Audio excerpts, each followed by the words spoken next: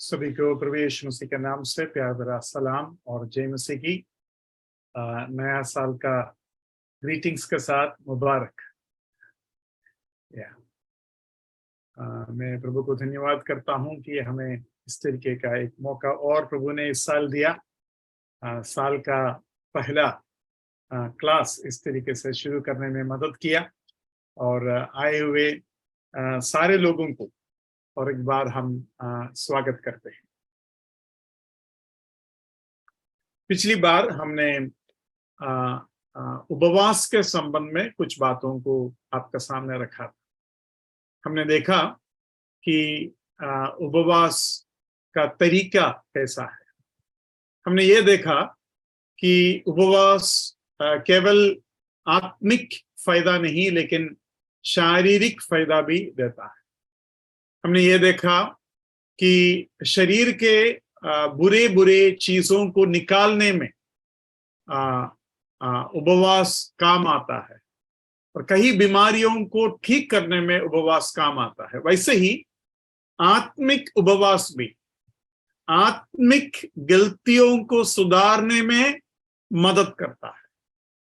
हमने देखा कि पाप का वजह से देश हमको वोमिट करेगा, उगल देगा कर हमने पिछली बार वचन में देखा और कई बार ये बात जो है पुराना नियम में लिखा है।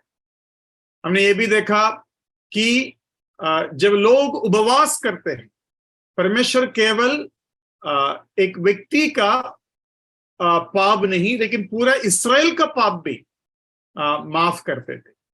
हमने ये भी देखा कि दानियल पाप नहीं किया लेकिन उपवास के साथ इस्राएल के पाप के लिए प्रार्थना की।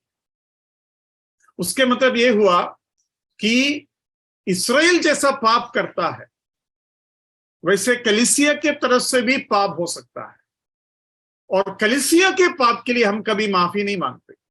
हम कभी उसको सोचते नहीं। हम ये सोचते हैं कि हमने व्यक्तिगत तौर से जो पाप किया है उसका माफी चाहिए। लेकिन कलीसिया के ऊपर भी परमेश्वर का दया एक कॉर्पोरेट रूप में या सार्वकालिक रूप में मिलना जरूरी। तो कलीसिया भी इस तरीके से मन फिराना जरूरी है कर हम समझ सकते हैं।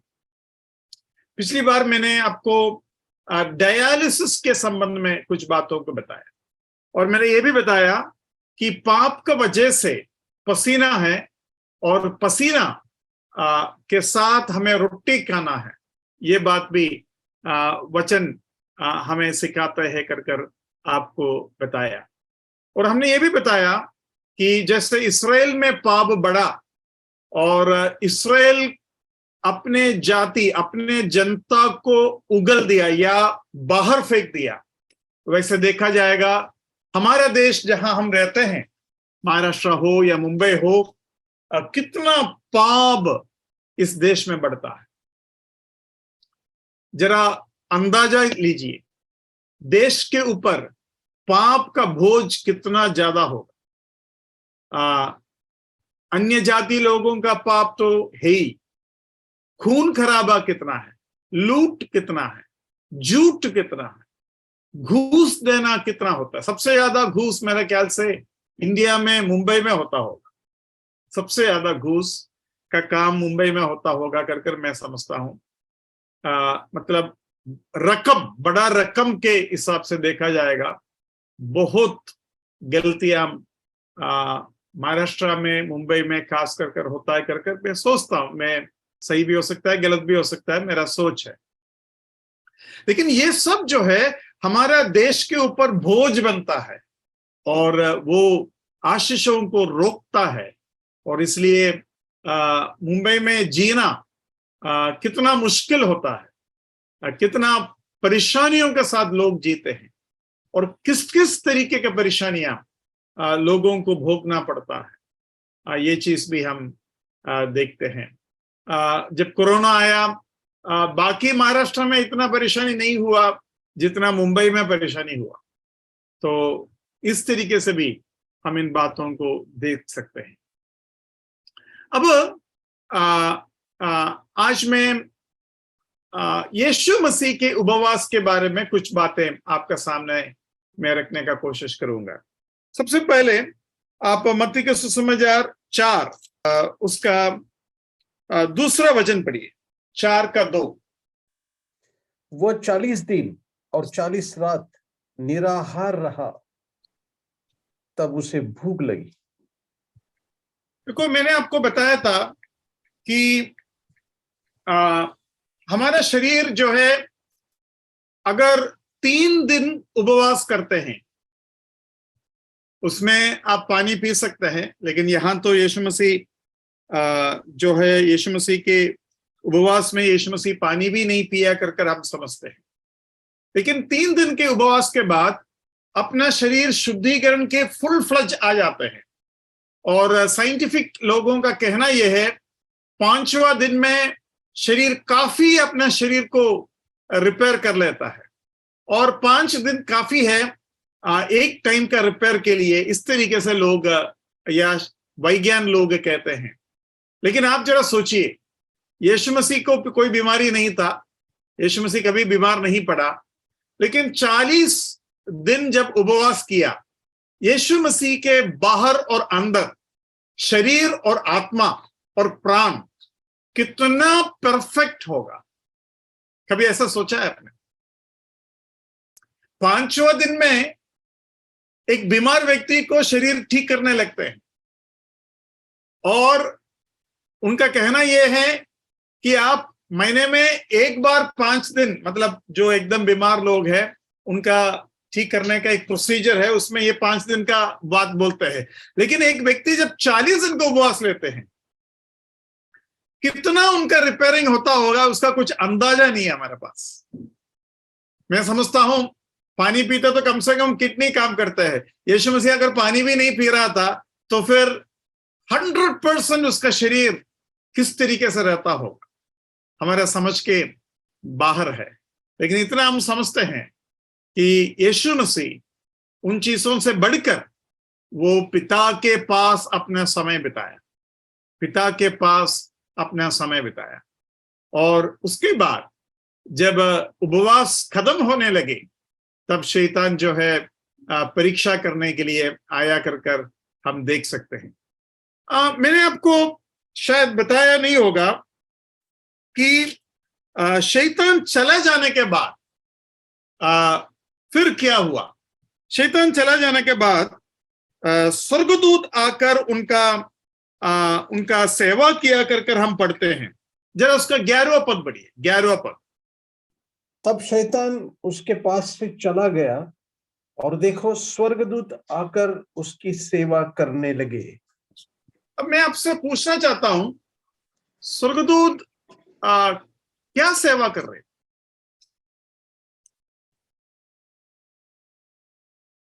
स्वर्गदूत आकर सेवा टहल किया, मतलब क्या हम समझू, सेवा का क्या जरूरत है उधर?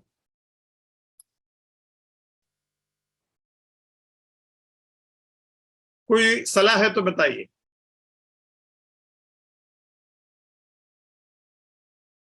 स्वर्गदूत का सेवा उधर क्या समझो हम? अच्छा, कितना बार यीशु मसीह के लिए स्वर्गदूतों का सेवकाई हुआ करके लिखा है? ब्रदर 2-3 बार लिखा है। एक तो यहाँ पर लिखा है, उसके बाद जब गत्सेमने के बाग में थे तभी भी सामर्थ्य देता हुआ स्वर्गदूत वहां पर देखते हैं। और तीसरा? आपने 3 बार बोला ना, इसलिए मैंने पूछा। 2 ही है? ब्रदर याद नहीं आ रहे। मैंने सोचा जी उठने के बाद स्वर्गदूतों का सेवकाई हमें फिर मिलता है, लेकिन यीशु मसीह को सेवकाई की जरूरत नहीं था। आपने वो भी मन में रखकर बोला होगा करके मैंने सोचा। लेकिन 2 ही बार हम देखते हैं यीशु मसीह जब मनुष्य के रूप में मरने से पहले यीशु मसीह को 2 बार इस तरीके का सेवकाई मिला कर हम देखते हैं। अभी आप बताइए, ये क्या सेवकाई है? क्या जरूरत पड़ गया? क्या ये यीशु मसीह को हमेशा मिलता था? क्या ये हमें मिलता है? ये किस चीज का सेवकाई यहां लिखा है?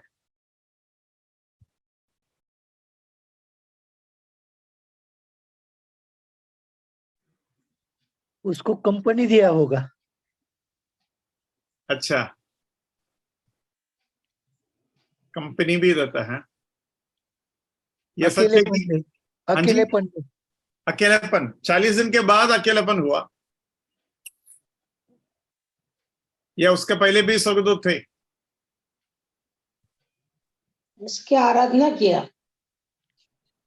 वैसे तो लिखा नहीं है, उधर क्या लिखा है जरा देखिए। उधर लिखा है कि आकर सेवा किया, है ना, आकर सेवा किया। अगर आप गत्सेमने का देखना चाहते हैं, वो भी एक बार हम देख लेते हैं। उधर मेरा एक सवाल है, मैं आपसे कहना चाहता हूँ। जो हाँ हाँ, सरदो जो थे प्रभु की प्रोटेक्शन के लिए थे, जिसकी सेवा टहल करने के लिए आए थे,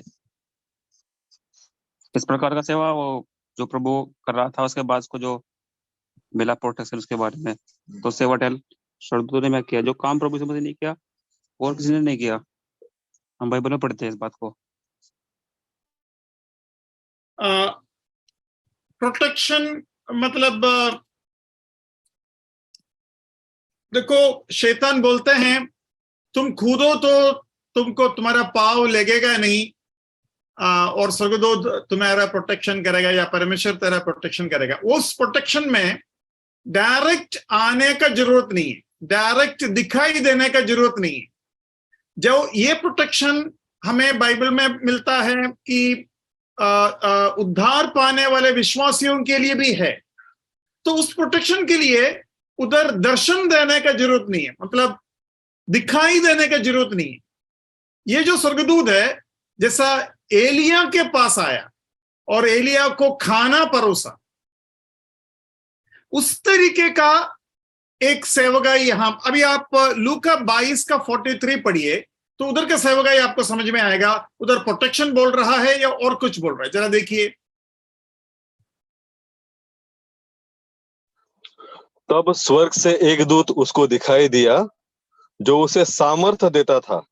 हाँ, एक उधर दिखाई दिया। देखो, दिखाई देने वाला दो हादसा हुआ है, और उसको सामर्थ्य दिया, मतलब उसके शरीर में ताकत दिया, उसके मन में ताकत दिया, सामर्थ्य दिया। तो यहां दो तीन बातें हमें समझना है। सबसे पहले यह है, यीशु मसीह कभी भी अपने व्यक्तिगत जरूरतों के लिए, सुविधा के लिए, ऐश के लिए ईश्वरीय ताकत का इस्तेमाल नहीं किया है, चाहे वो स्वर्गदूत के द्वारा हो या पिता के द्वारा हो या कुछ भी हो। लेकिन जैसे परमेश्वर मनुष्यों को स्पेशल ओकेशन में मदद करता है, स्पेशल ओकेशन में मदद करता है, ऐसा मदद यीशु मसीह को भी दे सकते हैं। मतलब ये एक नियम है, नियम के अनुसार ये यीशु मसीह मेरा पुत्र है, इसलिए मैं एक्स्ट्रा उसको सुख सुविधा दूंगा, ऐसा नहीं। यीशु मसीह को जब भूख लगा, उसको खाना ढूंढना पड़ा, उसको जब थकान हुआ, उसको सोना पड़ा, उसको जब क्रूस पर मारा तो उसको दर्द हुआ। कोई स्पेशल ट्रीटमेंट नहीं दे रहा है, ये हमारे मन से निकाल दो। लेकिन गेत्सेमने के बगीचे में यीशु मसीह मृत्यु के करीब हो चुका था, क्रूस पर नहीं, गेत्सेमने के बगीचे में। क्योंकि यीशु मसीह खुद बोलता है वो कितना मृत्यु के करीब है। जरा देखिए, मरकुस के सुसमाचार उसका 14 देखिए, उसका 32 से पढ़िए, 32 से 34 तक। फिर वे गेत्सेमने नामक एक जगह में आए, और उसने अपने चेलों से कहा, यहाँ बैठे रहो जब तक मैं प्रार्थना करूं। और वो पतरस और याकूब और यूहन्ना को अपने साथ ले गया, और बहुत ही अधीर और व्याकुल होने लगा, और उनसे कहा, मेरा मन बहुत उदास है, यहाँ तक कि मैं मरने पर हूं। तुम यहाँ ठहरो और जागते रहो। यहां पर कि मैं मरने पर हूं, वो आपको समझ में आना जरूरी है। यीशु मसीह हमारे जैसे अरे मर गया ऐसा नहीं बोल रहा है ना। कुछ लोग हैं वड़ा पाव खाकर जब मिर्ची का तेज लग गया था और अरे बड़े बाप रे मर गया, ऐसा यीशु मसीह नहीं बोल रहा था, है ना। यीशु मसीह सचमुच में बोल रहा था यहां तक कि मैं मरने पर हूं।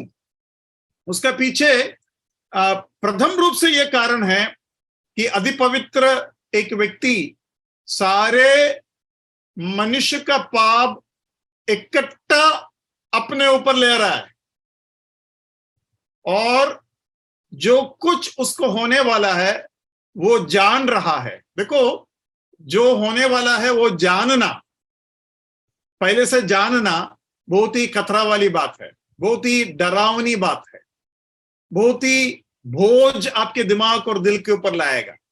हमें कल क्या होगा नहीं मालूम, ये बहुत शांति देता है हमें।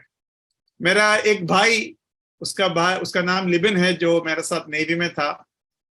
तो 31 को नाइट प्रेयर के बाद वापस आ रहे थे अपना घर जाने के लिए, और एक यू टर्न लिया उसने, एक जगह पर जाकर यू टर्न लिया। कार में थे, तुरंत एक बड़ा प्राडो का जीप आया, पजेरो प्राडो वगैरह सुना होगा, बड़ा जीप है, बड़ा गाड़ी है, वो फुल स्पीड आया और ठोक दिया। उसके अंदर 6 लोग थे, और गाड़ी का तो बुरा हाल हो गया। इन लोग पूरा उधर इधर सब चोट लग गया, लेकिन हड्डी वड्डी टूटा नहीं, प्रभु का दया से। पीछे आकर मारा, बोलते वो जो शौक है ना अभी भी गया नहीं, बोलता वो बीच बीच में झटके में जाग रहा है, और पूरा शरीर में लहू जो है ऐसा काला काला जैसा हो गया। तो अगर आपको मालूम है कि 31 रात 2 बजे ये होने वाला है, तो आप 31 को उठकर मेरा प्रभु मेरे लिए 2022 में बहुत ही उत्तम था बोलकर गवाही देना आपका बस की बात नहीं रहेगा। 1 सेकंड पहले भी आपको नहीं पता क्या होने वाला है, ये अच्छा है। लेकिन यीशु मसीह के बारे में हम यूहन्ना 18 में पढ़ते हैं, वो अपने ऊपर जो कुछ होने वाला है सब कुछ जान रहा था। कितना कोड़ा लगेगा, कैसा दर्द होगा, कैसे लोग उसको मारेंगे, आंख बंद कर मारेंगे, सब कुछ यीशु मसीह के दिल के अंदर से घूम रहे थे। और उसके बढ़कर पापी लोगों के द्वारा वो मार उसको मिलेगा। तो ये सारी चीजें यीशु मसीह को बहुत ही भोज के साथ बना दिया। तो मृत्यु के करीब आ रहा था, और तब स्वर्गदूत उसको आया। मतलब मृत्यु के करीब जब आ जाता है, उधर परमेश्वर उसको मदद अगर करेगा, वो गलत नहीं है। मैं ये बोल रहा हूं, ये जो नियम है ना, कि जब एक आदमी अपने सब कुछ करने के बाद जब वो टिक नहीं पाते, तब परमेश्वर उसको जरूर मदद कर सकता है। हम प्रभु से कभी कभी मदद मांगते हैं, हम बिना कोशिश कर मदद मांगते हैं। ऐसे लोगों को हम भी खुद मदद नहीं करते। अगर एक भिखारी अच्छा खासा हट्टा कट्टा हमारे सामने तंदुरुस्त आ जाएगा, हम बोलेंगे यार ये मेहनत क्यों नहीं करते। अगर एक आदमी एकदम लंगड़ा लूला, चाहे वो एक्टिंग करके आओ, तो बोलेंगे ठीक है इसको 10 रुपये दे सकते हैं, है ना। तो वैसे ही परमेश्वर चाहते हैं आप जो कर सकते हैं आप करें। तो यहां 40 दिन के बाद आप खुद ही बताइए, यीशु मसीह जिंदा रह सकता है क्या? वापस अपने ताकत में वो गलील में चलकर जा सकता है क्या? आप खुद ही बताइए। यहां महाराष्ट्र का एक बहुत बड़ा आदमी दिल्ली में जाकर उपवास किया था ना, उनका नाम क्या है मैं भूल गया, वो भी एक आर्मी वाला है। अन्ना हजारे। हाँ, अन्ना हजारे 40 दिन का उपवास नहीं किया, लेकिन उसको जब उसका बीपी डाउन हो जाता है, उसका शुगर डाउन हो जाता है, उसका सब कुछ नाप कर लोग आकर बोलते हैं भाई तुम बंद करो मर जाएगा, वो बोलकर फिर उसको एम्बुलेंस में डॉक्टर के पास लेके जाते हैं। तो मैं आपको ये बताने का कोशिश कर रहा हूं, यीशु मसीह रेगिस्तान में थे, तो यीशु मसीह मृत्यु के करीब आ गया, और तब पिता जो है अपना दूध को बेच सकते हैं, और उधर उनका सेवा किया। मतलब उनको खाना परोसा होगा, या उनको बिना खाना का भी, जैसे एलिया को दिया। एलिया को खिलाया, इस तरीके से कुछ होगा, हमें नहीं मालूम क्या हुआ, लेकिन वो उस वक्त का खास सेवा है जहां हमने लूका में पढ़ा, एक स्वर्गदूत दिखाई दिया, वैसी वाली बात था मत्ती में जो बात हुआ।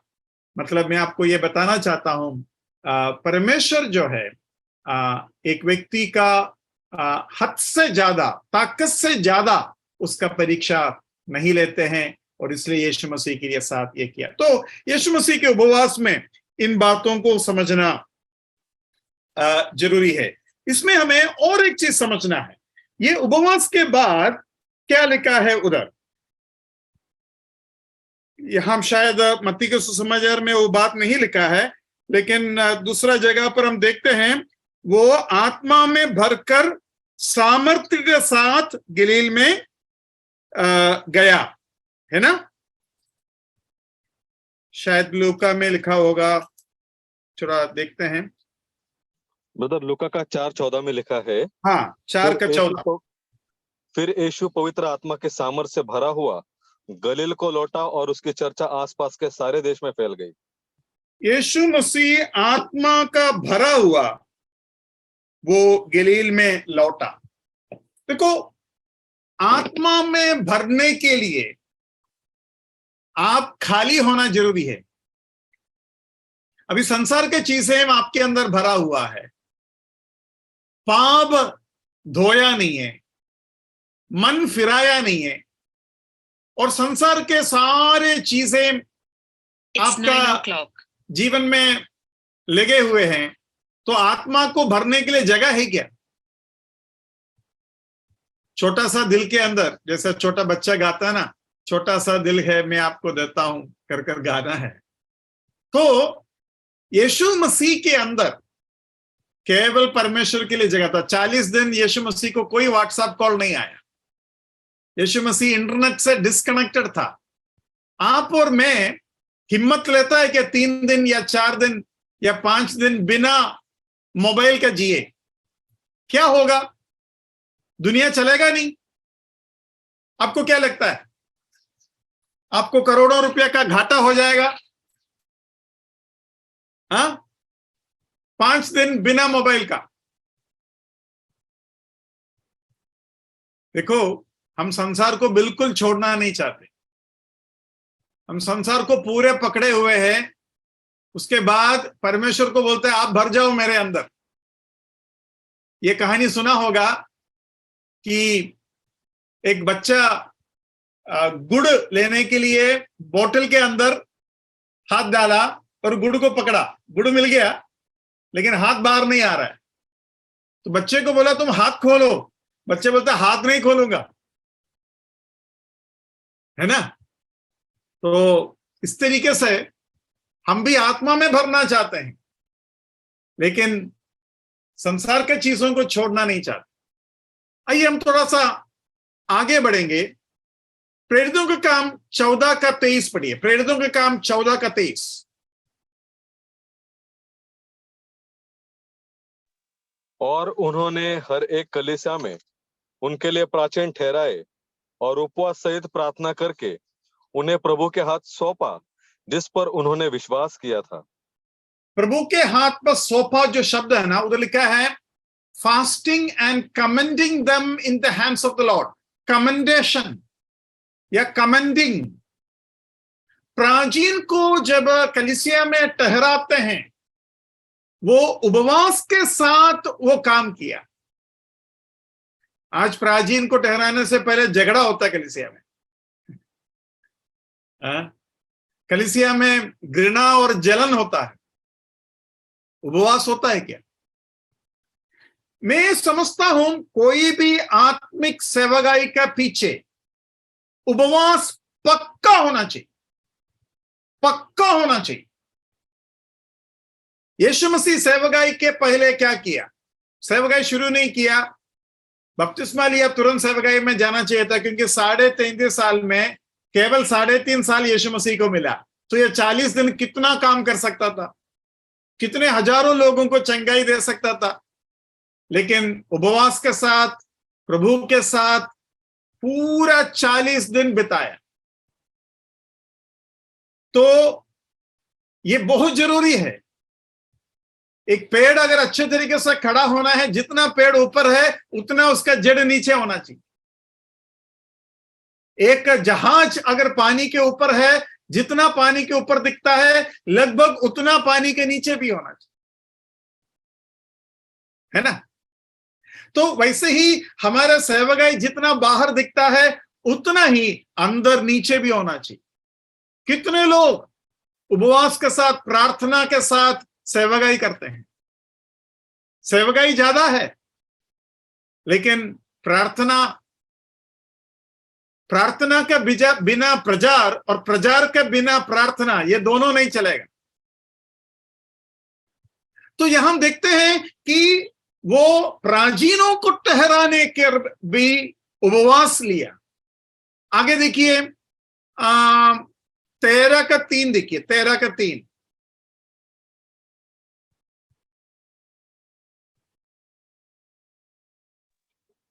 तब उन्होंने उपवास और प्रार्थना करके और उन पर हाथ रखकर उन्हें विदा किया। हाँ, विदा करने से पहले उपवास किया, विदा करने से पहले उपवास किया। उसका 2 में क्या लिखा है? जब वे उपवास सहित प्रभु की उपासना कर रहे थे तो पवित्र आत्मा ने कहा, मेरे लिए बरनबास और शाऊल को उस काम के लिए अलग करो जिसके लिए मैंने उन्हें बुलाया है। देखो, उपवास सहित जब प्रार्थना कर रहा था तब उनको मालूम नहीं क्या करना है। मतलब क्या करना है कर कर आपको जब मालूम नहीं है, और क्या करना है कर कर जब अगुवाई चाहिए, तब भी उपवास करना है। और जब करना क्या है कर कर जब समझ में आता है, तब भी उपवास करना है। जब चुनता है तो उपवास, जब चुनाव के लिए तैयार होते हैं तब उपवास, और चुनने के बाद जब जाता है तब भी उपवास।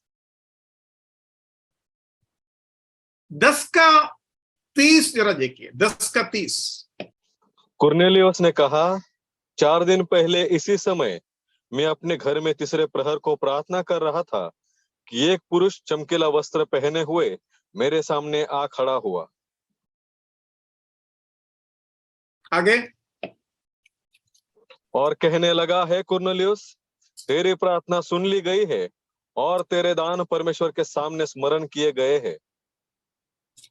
तो यहां भी हम देखते हैं किस तरीके से कुरनेलियुस का प्रार्थना परमेश्वर के पास पहुंचा है ना। उधर लिखा है, 4 days ago I was fasting until this hour। Cornelius एक भक्त आदमी था और वो उपवास के साथ प्रभु के सामने था।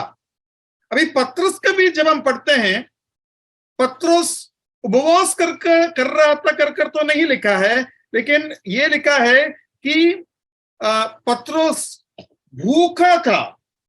मतलब जरा देखिए उसको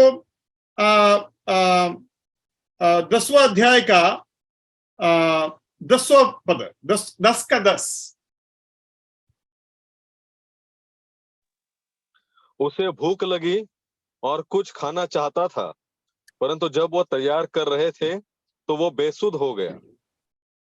हाँ, तो यहां भी हम देखते हैं इतना भूखा था कि तब भी वो प्रार्थना कर रहा। हमको तो आजकल ब्रदर भूख नहीं लग रहा है, क्या करूं करके पूछ रहा है, मतलब इतना खाना हो रहा है। और पत्रस इतना भूखा था कि वो प्रार्थना कर रहा है, और प्रार्थना में वो मतलब भूख का वजह से भी एक तरीके से बेसुध में चला गया, या उसका होश में परेशानियां हुआ, और तब उसने एक दर्शन देखा। मतलब प्रभु से जब हम प्रार्थना करते हैं एक मेहनत लगता है, एक मेहनत लगता है। आत्मा के मेहनत में शरीर का ताकत बहुत जल्दी खर्च हो जाता है। ये आपको कभी समझ में आया क्या? कोई मुझे बता सकते हैं? आत्मा के मेहनत में शरीर का खर्चा, शरीर का ऊर्जा का खर्चा बहुत ज्यादा होना कभी आपने महसूस किया है क्या?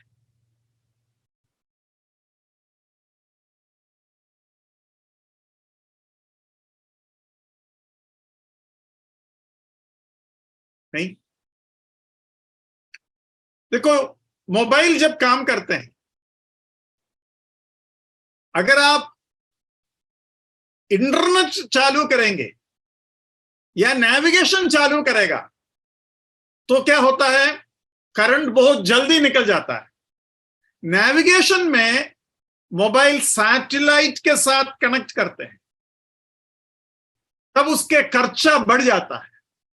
वैसे ही जब हमारा आत्मा परमेश्वर के साथ कनेक्ट हो जाता है तो शरीर का ऊर्जा बहुत ही जल्दी खर्च होता है। यह समझ लो आप लोग, मतलब बहुत ताकत चाहिए प्रभु का सेवा में अपने आप को रखने के लिए। और मैं समझता हूं सेवकाई के बाद प्रभु का ताकत हमें और जरूरी है, नहीं तो शैतान हमारे ऊपर हमला कर सकते हैं। क्योंकि सेवकाई में ताकत तो मिलता नहीं है, ताकत जाता है। प्रार्थना और उपवास में ताकत मिलता है। यह आत्मिक ताकत के बारे में बोल रहा हूं। और आपने ध्यान दिया होगा, लेवी लोगों का खाना वो बलि चढ़ाए हुआ चीजें होते थे, जो बलिदान के लिए दिया जाता था वो चीजें होते थे। और उसमें सबसे ज्यादा क्या होता था? मांस होता था। मांस होता था, क्योंकि उनका सेवकाई बहुत ताकत खर्च करने वाला सेवकाई है। अब देखना, आपको मैंने बोला था पढ़ाई बहुत खर्च करने वाला चीज है ऊर्जा को, क्योंकि उसमें दिमाग काम करते हैं। आपके शरीर में सबसे ज्यादा ताकत दिमाग लेते हैं कर अगर मैं कहूंगा, आप में से कितने लोगों को समझ में आएंगे मुझे नहीं पता। यह हम प्रार्थना करते वक्त ब्रदर प्रार्थना कर रहा था कि जॉर्ज मैथ्यू ब्रदर बहुत मेहनत करते हैं, इन वचन को हमारे सामने लाने के लिए प्रभु मदद कर। मैं समझता हूं प्रभु मुझे बहुत कम मेहनत में देता है, नहीं तो मैं मर जाऊंगा। क्योंकि मुझे हफ्ते में मुश्किल से एक दिन छुट्टी मिलता है, बाकी सारे दिन कुछ ना कुछ सेवकाई जूम मीटिंग में ही है। और कभी कभी एक से ज्यादा सेवकाई एक ही दिन करना पड़ता है। अगर मैं 7 दिन का 7 सेवकाई, एक जगह पर पवित्रता, एक जगह पर आर्मर ऑफ गॉड, दूसरा जगह पर सोटीरोलॉजी, तीसरा जगह पर रेवलेशन चल रहा है, हाँ? और क्या बोलते हैं, फिर स्पेशल मीटिंग्स आते हैं, तो उसमें मैं कहता हूं मैं मर जाऊंगा। प्रभु मुझे जैसा एक बच्चे को खिलाता है ना, वैसा खिलाता है, जल्दी जल्दी खिलाते हैं। लेकिन हर सेवकाई के बाद मुझे यह महसूस होता है मेरा ताकत गया, इतना कमजोरी महसूस होता है। और इसलिए मेरा ऊपर शैतान का हमला बहुत आसान से होगा, और इसलिए डरता हूं। प्रभु का बहुत बड़ा अनुग्रह चाहिए। देखो, 40 दिन के उपवास में शैतान आया, है ना? 40 दिन के उपवास के बाद शैतान आया। मतलब सेवकाई जो है उसमें हमारे, जैसे मैं समझता हूं एलिया जब अकेला था, उसके अंदर बहुत ताकत था, वो पूरा ताकत को लेकर करमेल में सभी को बुलाया, ऊपर से आग को नीचे लाया, भयंकर काम किया। और 100, 200, 300, शायद 400 से अधिक थे उन अन्य जाति याचकों को मार दिया। बहुत ताकत था उसमें। लेकिन उस सेवकाई के बाद तुरंत उसने एक छोटा सा आवाज सुना। एक औरत उधर राजमहल में कहा, कल इस समय पर मैं एलिया को उन भविष्यवक्ताओं के जैसा खत्म कर दूंगा। कहां गया एलिया का ताकत? अरे जब तुम राहाब राजा का सामने 400 लोगों को मार सकते हैं, ऊपर से आग ला सकते हैं, 3.5 साल लगभग तुम बारिश को रोक सकते हैं और बिना डर कर राजा को चुनौती दे सकते हैं, और क्या बोलते हैं उसको, रथ का पीछे भागा उसने और भागकर कहा तुम पहुंचने से पहले बारिश गिरेगा, है ना, और उसके बाद बारिश गिरा। ये सब कुछ वो अच्छे से किया, लेकिन तब तक उसका पूरा ताकत निकल गई। फिर स्वर्गदूत आया, इतना ताकत निकल गया कि स्वर्गदूत आया। कितना बार खिलाया एलिया को?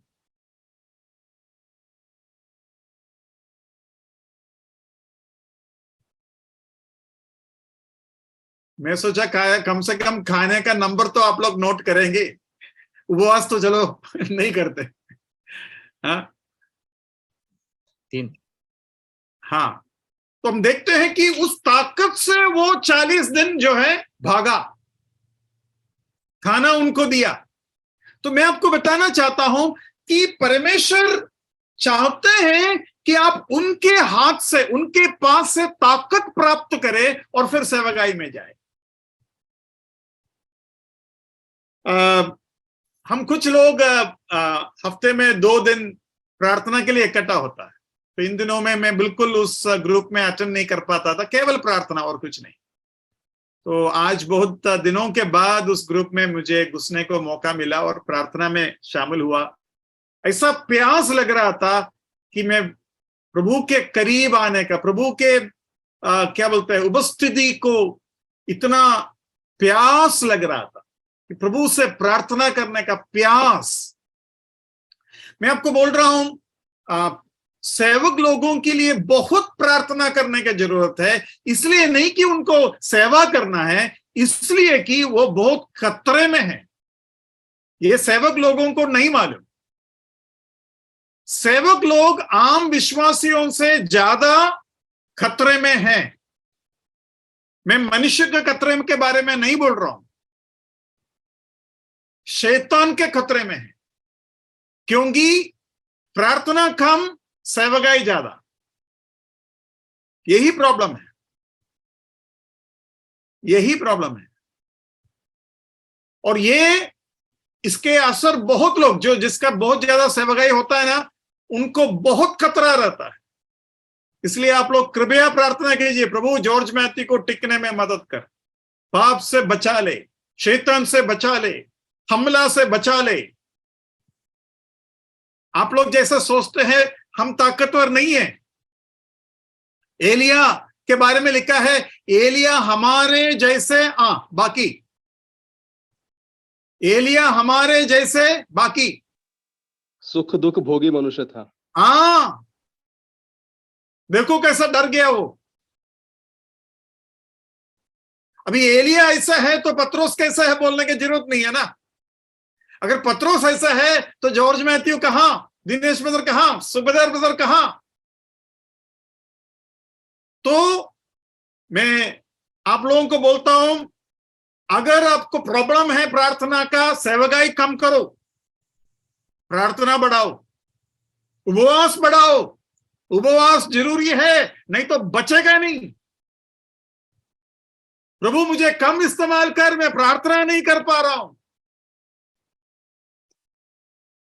अभी मोबाइल में चार्ज कम है तो आप ज्यादा इस्तेमाल करेंगे या कम? उसको सेविंग मोड में डालेगा या उसको ज्यादा खर्च करने वाला मोड में डालेगा? कार में पेट्रोल कम है और आपको पेट्रोल पंप तक पहुंचना है, फुल स्पीड जाएंगे या स्लो में जाएंगे बताइए?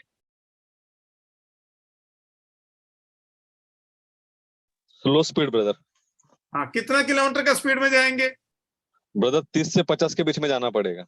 हाँ, अगर आपको सबसे ज्यादा माइलेज चाहिए तो 40 के आसपास रुको, 40 में रहो और टॉप गियर में जाओ। अगर आपका गाड़ी का गियर 4 है तो 4 में जाओ, 5 है तो 5 में जाओ, लेकिन टॉप गियर में जाना है मिनिमम स्पीड में।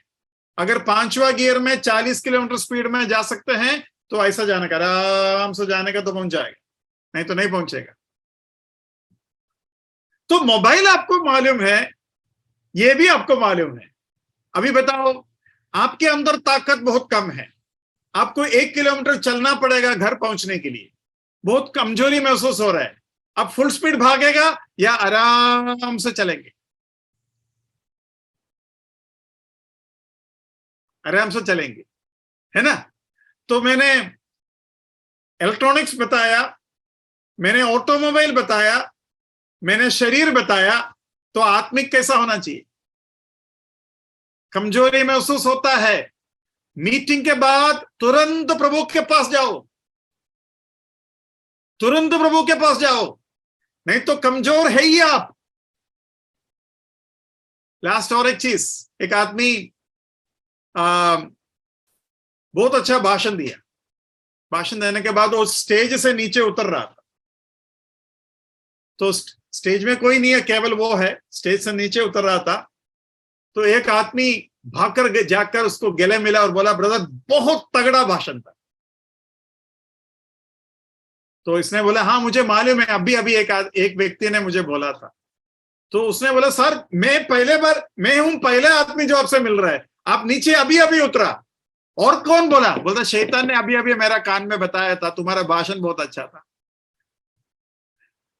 मतलब शैतान आप बोलने से पहले जॉर्ज मैथ्यू को गिराने के लिए, देखो हेरोदा को जब जनता ने कहा ये मनुष्य का भाषण नहीं है, ये एक देवी देवता का, ये एक देवता का भाषण है, उसके अंदर घमंड आ गया और तुरंत वो परमेश्वर को महिमा देना चाहिए था। उसने क्या किया? उसने वो महिमा परमेश्वर को नहीं दी और स्वर्गदूत उसको मार दिया। कितना खतरे वाले बात है। ये जरूरी है लोगों को थोड़ा शाबाशी बोलना, लेकिन ये खतरा से कम नहीं है। सारे प्रभु के सेवकों को ये मैं बोलना चाहता हूं, कोई भी आपको बोलता है brother thank you very much, आप बोलना प्रभु का, मन में 1000 बार बोलना, प्रभु आपका दया है, आपका दया है, आपके करुणा है, आपके अनुग्रह है, मेरा नहीं है, मैं जानता हूं। प्रभु मुझे बचा कर रखो, मुझे संभालो। आपके बच्चे के बारे में कोई बोलता है बहुत अच्छा बच्चा है, प्रभु को बोलो, प्रभु आप संभाल रहा है इसलिए वो अच्छा है। अगर कोई कहता है आपका लिखित अच्छा है, आपका ड्राइविंग अच्छा है, आपका आवाज अच्छा है, आपका गाना अच्छा है, प्रभु को महिमा देना बहुत जरूरी है, खतरे से कम नहीं है वो। नबूकदनेस्सर अपने मन में सोचा कि मैं बाबिलोन को मैंने मेरा महिमा के लिए बनाया, मन में सोचा, मुंह से पूरा बोला नहीं, तुरंत वो जानवर बन गया। तो इस बात को अपने मन में रखना। हमने देखा सेवकाई के पहले यीशु मसीह 40 दिन, अगुवाई के पहले उपवास, पवित्र आत्मा के सेपरेशन के पहले उपवास, भेजने के पहले उपवास, कमेंडेशन के पहले उपवास। कुरनेलियुस उपवास के साथ स्वर्गदूत का गाइडेंस पाया और भूखा होने के बावजूद भी पतरस प्रभु के उपस्थिति को नहीं छोड़ा। जब तक खाना नहीं बनेंगे तब तक मैं प्रभु के पास बैठूंगा। ये नहीं कि मैं घूमकर थोड़ा पापड़ खा लेता हूं, जाएंगे बिस्किट खा लेता हूं, चाय पी लेता हूं। उपवास और प्रार्थना खेल नहीं है ये। हमारा युद्ध बाइबल क्लियर कट कहता है मांस और लहू से नहीं है, अंधकार के ताकत से है, अंधकार के ताकत से है। और उनके दिमाग और उनके एक्सपीरियंस, 100 साल का एक्सपीरियंस अगर किसी को है, हम उसको बहुत बड़ा दर्जा देता है। शैतान का कितना एक्सपीरियंस है? 6000 से ऊपर एक्सपीरियंस है। और कौन सा देश में गया है? वो तो स्वर्ग और नरक में और सारे दुनिया में घूम चुका है, सारे दुनिया उसके हाथ में है। और किस किस लोगों से मिलता है? अरे बड़े बड़े लोगों को वो अपने उंगलियों में नचाते हैं। इसलिए आपस में प्रार्थना में रखिए, उपवास जरूरी है। और हम मिलकर उपवास करने के बारे में और प्रार्थना करने के बारे में मैंने कहा था, आज भी कह रहा हूं, कुछ कीजिए उसके ऊपर। हम कदम उठाएंगे, थोड़ा मेहनत करेंगे। प्रभु हम सभी को मदद करे। पाप से बचाए। 2023 उपवास के साथ प्रवेश किया होता तो कितना अच्छा होता। कितने लोग किया? पिछली 3 सेशन से उपवास बता रहे, 2023 उपवास के साथ आपको अंदर घुसना था। सेवकाई 40 दिन के बाद आत्मा के भरपूरी में यीशु मसीह गलील में गया। जो लोग यीशु मसीह को देख रहा था उनको नहीं मालूम ये कितना भरा हुआ है, कितना चार्ज किया हुआ है, कितना चार्जिंग में है यीशु मसीह। लेकिन वो सेवकाई के सामने कोई टिक नहीं पाया, ना कोई टिक पाएंगे। पौलुस के सामने, पतरस के सामने क्यों इन लोग टिक नहीं पाया? आप बताइए, पवित्र आत्मा आने के पहले कितने दिन उनको प्रार्थना करने के लिए यरूशलेम में मिला? 10 दिन। 10 दिन मिला? 50 दिन। 50 दिन मिला? 40 दिन मिला?